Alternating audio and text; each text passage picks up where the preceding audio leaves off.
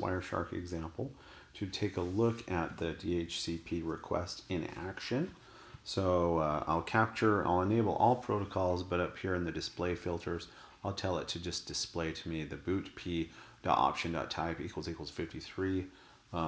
Boot p is kind of synonymous with DHCP, so that's why we have that there. So I'll go ahead and say continue, and it should be listing. I will jump over to my network and trigger the DHCP release.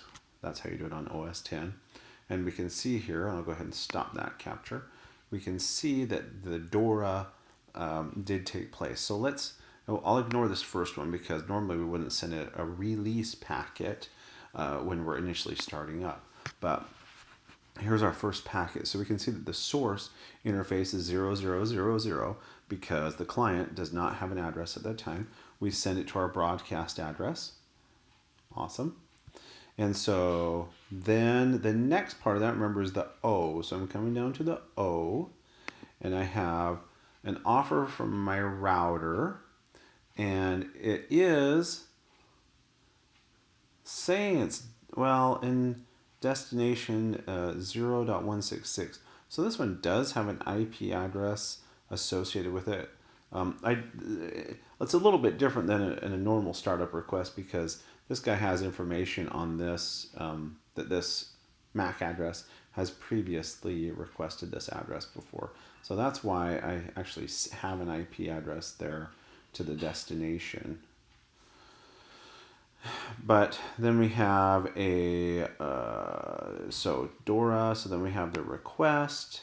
So the request, no, we still haven't bound our NIC address from the client to the 0.166 address. And we're still sending it to a broadcast address. And you can certainly look down and see all these different options. Note that the source ports, remember 67 and 68 are the ports that we're dealing with here. We can see, and in fact the acknowledgement is probably more interesting here because the acknowledgement, we send back a bunch of information, or the server does, has the broadcast address in there, has the domain name servers we should use, has the default gateway, and it has some information about the lease and that sort of thing in there. But this is quite informative if you are debugging a DHCP issue, seeing if your discover messages and all these messages are being transmitted correctly.